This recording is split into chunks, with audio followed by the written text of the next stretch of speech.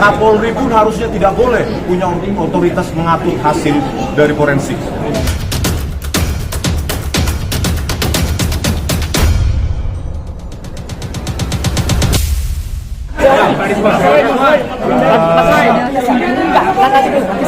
Kami sangat kecewa dengan ketidakdatangan dari Pak Jokowi yang membawa ijazah katanya asli, katanya lulusan UGM, dan ketidakhadiran pihak UGM juga yang seharusnya bisa menjelaskan atau memiliki kesempatan yang sangat luas untuk meyakinkan publik, tetapi itu semua tidak dimanfaatkan, sayang sekali ya.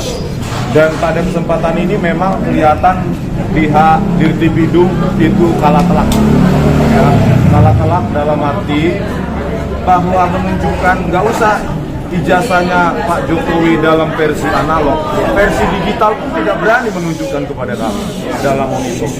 Betapa menakutkan fakta itu kepada Pak Dirtipidum.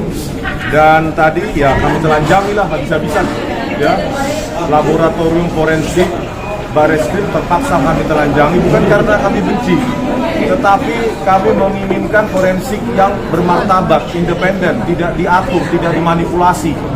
Bahkan tidak, Kapolri pun harusnya tidak boleh punya otoritas mengatur hasil dari forensik.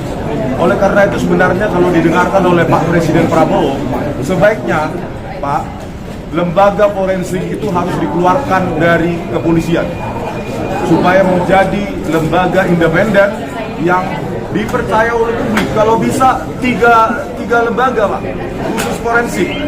Jadi Kapolda, Kapolri, atau atasan-atasan mereka itu tidak bisa mengintervensi, mengatur-atur hasil seperti kasus Jessica Wongso, ya, Dirtipidumnya Krisnamurti, Kapoldanya Tito Karnavian, Kepala Laboratorium Komputer Forensik Muhammad Nolazar. Mereka berkomplot dengan para jaksa memanipulasi barang bukti digital, mengabur-ngaburkan menggunakan software gratisan yang bernama iRightSoft.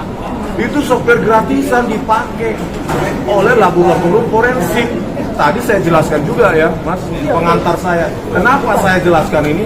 Karena saya cinta kepolisian. Supaya forensik ini benar-benar untuk kita semua, untuk rakyat. Iya, kan seperti ini.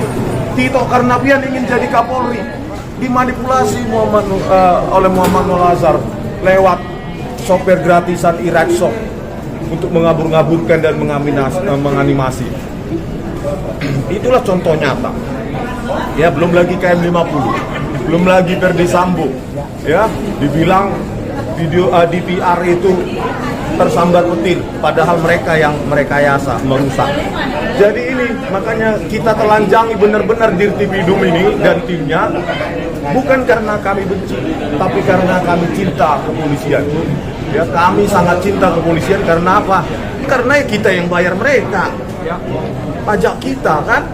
Kami jelaskan tadi bagaimana menganalisa lintasan stempel, kok nggak ada, ya, kok nggak ada itu kanal rednya, padahal harusnya stempel pas foto dulu baru stempel.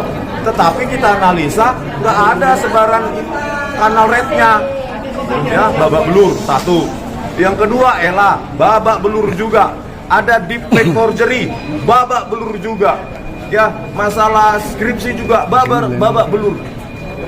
Yang mengatakan, yang disimpulkan secara prematur, lembar pengesahan skripsi Joko Widodo hanya diraba, dirasakan ada cekungan, disimpulkan hanya handpress dan letterpress, dan nggak bisa dijawab hari ini.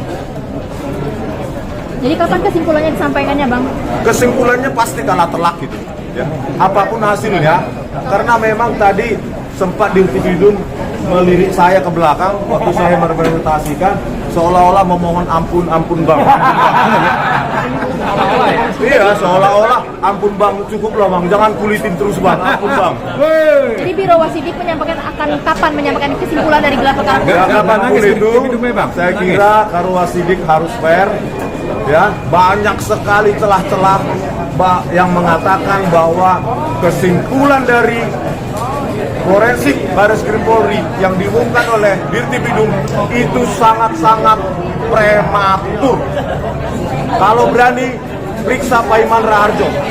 Bagaimana kiosnya itu yang menjadi calo dokumen palsu di Pasar Pramuka Pojok, kaitannya atau korelasinya dengan lompatan kuantum karirnya menjadi komisaris dan wakil menteri desa, kalau tidak ada hubungan jasanya dengan Joko Widodo. Panggil semua dong, periksa semua, karena ini sudah pasti palsu. Kalau nggak palsu, pasti dibawa tadi, ditampilkan digital aja nggak berani. Bang, tadi ini berarti udah selesai ya gelar perkara? Sudah selesai, yakinlah itu palsu. Karena bayangkan, hanya menampilkan versi digital aja nggak berani. Versi digital, takut. Kami analisa dalam cuma pakai mata aja takut. Satu lagi, sebelum Pak Adi Salfadila, ada satu hal yang sangat konyol tadi disampaikan oleh kuasa hukum mereka.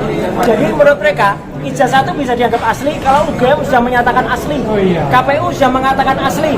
Padahal UGM itu hanya melegalisasi, jadi bukan menyatakan asli. Dan mereka mengatakan, mereka menggunakan analogi yang sangat konyol. Jadi kalau misalnya pemeriksaan jenazah, ya jenazah sudah cukup pakai visum, otopsi selesai, kan nggak perlu ijazah jenazahnya dihadirkan. Nah itu konyol. Jenazahnya perlu dihadirkan. Contoh kasus Joshua, ya kan? Otopsi bisa salah, visum bisa salah. Maka ini jangankan jenazah, ijazahnya harusnya dihadirkan dan akan terbukti kalau ijazah dihadirkan itu terbukti akan palsu. Pak,